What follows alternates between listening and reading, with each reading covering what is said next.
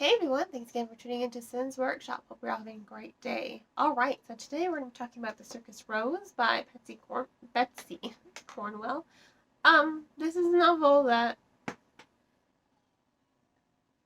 I'm like in the middle of. I didn't love it, I didn't hate it, I have mixed feelings about it. And I feel like this is also a novel that um not everyone is going to love. I feel like it's one of those novels, you're either gonna love it or you're gonna hate it. At first, I thought I hated it. I'm like, no, I'm not being fair. Um, which is why I have mixed feelings because I'm trying to be objective. But yeah. Mm. So this is a novel that is described as a queer retelling of Snow White and Rose Red, and I think it is a great novel for LGBTQ representation. I do think that. What really just bugged the crap out of me was the writing style. You have two sisters, you have Rosie and Ivory, and I mean, they are so different. And they're like kind of fraternal twins. It's a fantasy. So they are twins, but two different fathers. Fantasy. Gotta remember that. Their mother is, the bearded woman of a circus. I think it's really cool.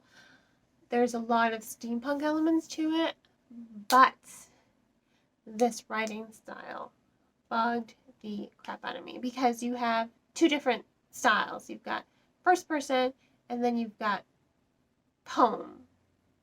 And I think it's clear. The author did this to differentiate how different the sisters are because what is it?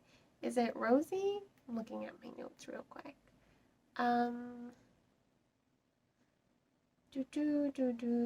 Yeah, so Rosie. Rosie's the one, she's the performer, she's the one who has her head in the clouds. Her perspective in the story is written all in like prose. It's a poem, pretty much. Whereas Ivory, she's just telling the story. Um, so you do get to see how different the sisters are. You get to see how their brains work differently. How one is like more open-minded to the fantasy, and the other one is just, really feet on the ground, likes to work behind the scenes of the circus with carpentry, likes to go to school. She's the grounded one, and then you have the acrobat who lives in the clouds. So you do get to see how different they are.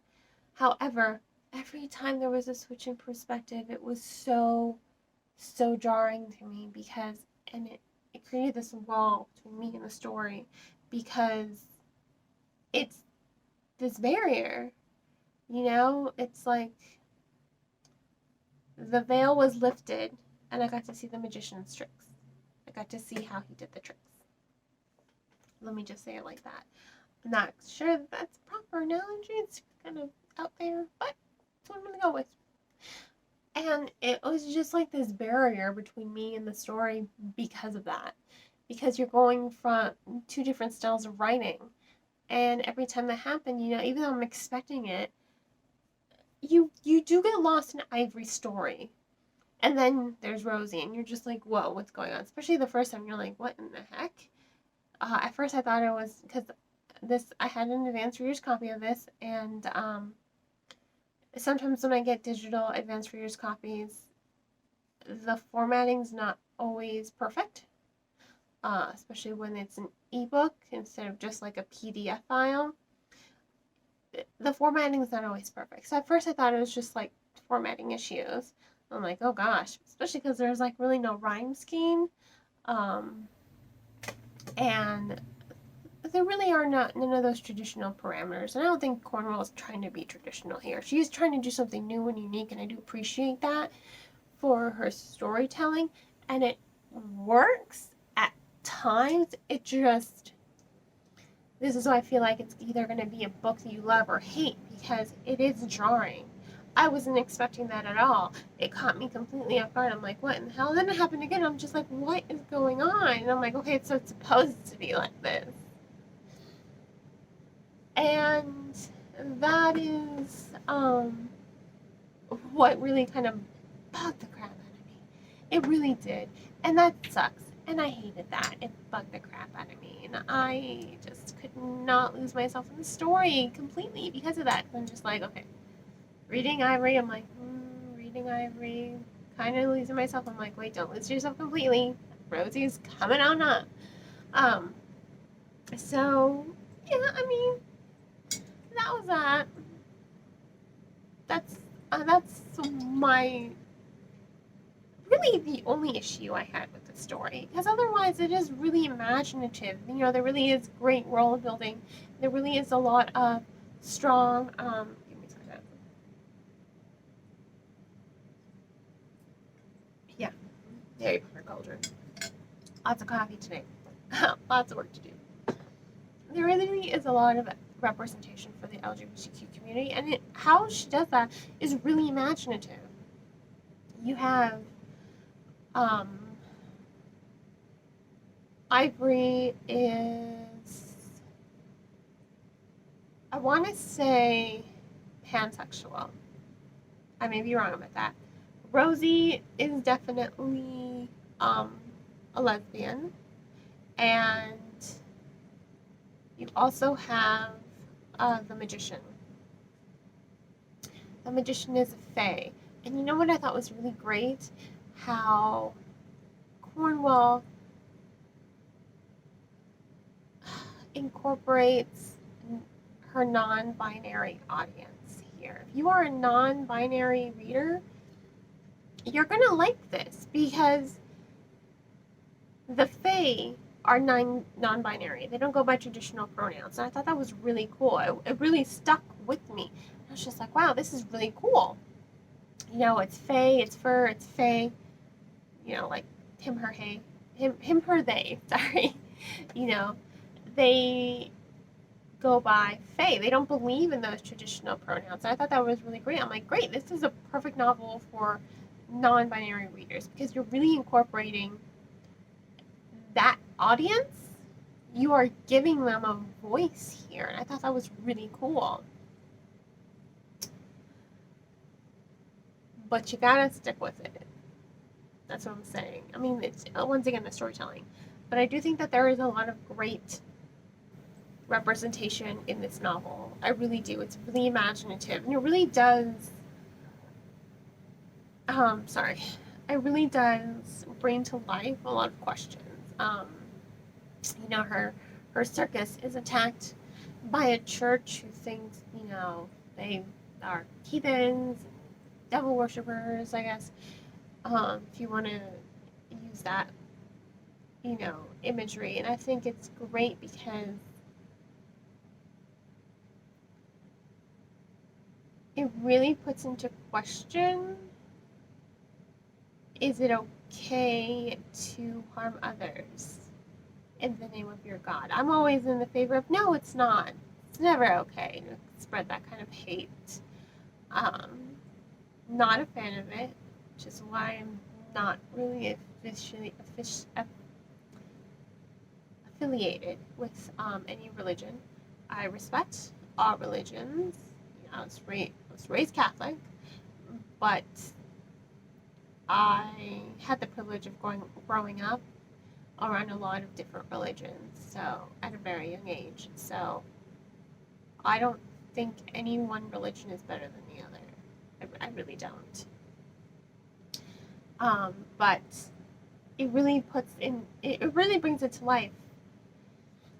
Just because you don't agree with something, and the people in this novel, this church, they hate the circus, and you feel that hate. It's just like they're not doing anything wrong other than entertaining. I mean, there's nothing wrong with what they're doing, with who they are, with their identities, and they think magic and fae are evil, and you know, all that other nonsense.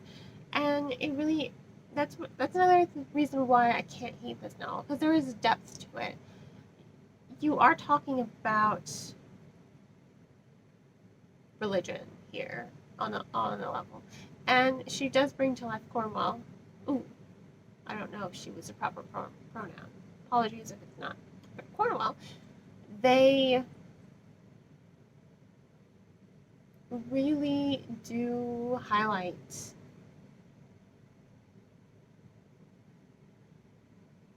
and put into question if your religion is asking you to harm others and do things that would harm others, maybe you're taking it a little too far. And they do. They are taking it too far. I mean, they set the circus on fire without any regards to all of the performers and the audience.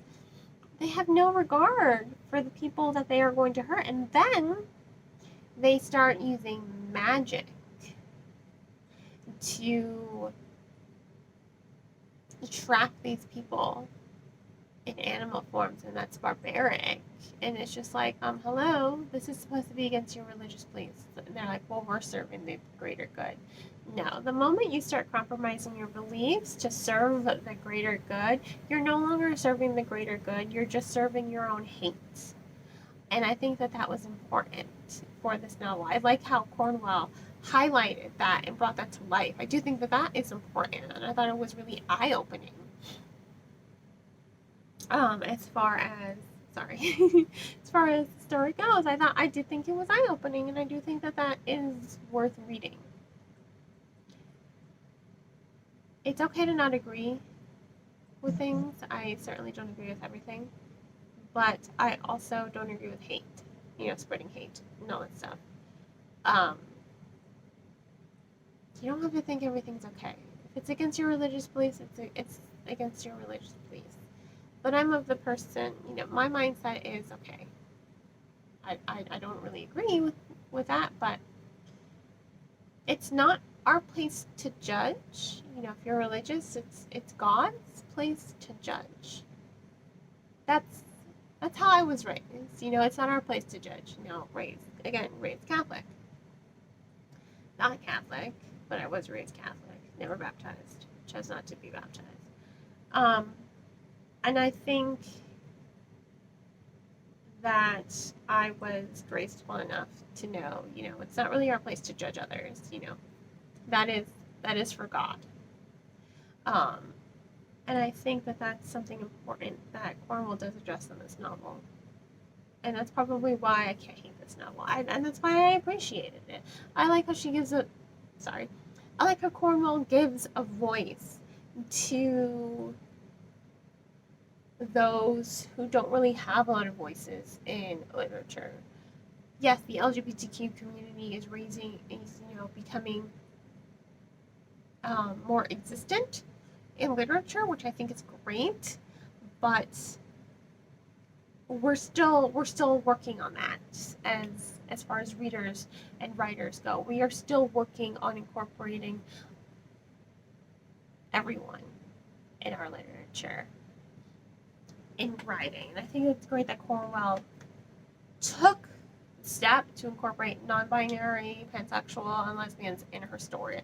I did appreciate that very much so.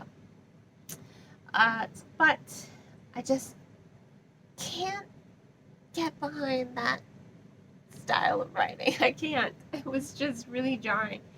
I think if it was, just written all in prose or all in first person, I think it would have been easier for me, and it wouldn't have been so jarring. But if you're watching this review, if you're still here 14 minutes later, and if I didn't bore you with my stupid religion talk, sorry if I did.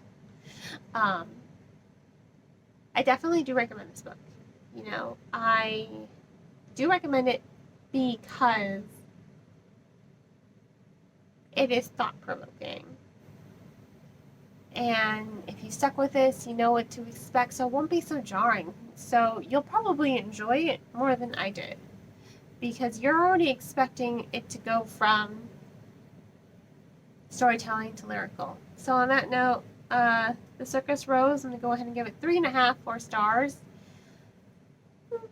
It was eye-opening, but just didn't quite float my boat, if you know what I mean. But it is thought-provoking, so I will give it that. So once again, The Circus Rose by Betsy Cornwell.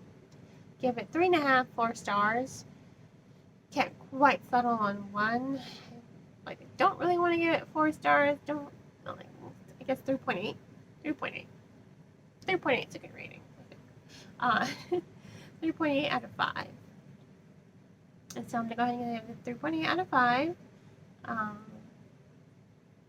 If you want to purchase the book, I will include a link to buy it in the description below. If you're just kind of on the fence about it, I definitely do recommend checking out your local library. Libraries are a great resource, definitely deserve the community support. And I hope you will continue to support me by liking this video and subscribing to my channel and sharing it with all of your book loving friends. Please, please, please. On that note, I hope you all have a great rest of your day, and as always, happy reading.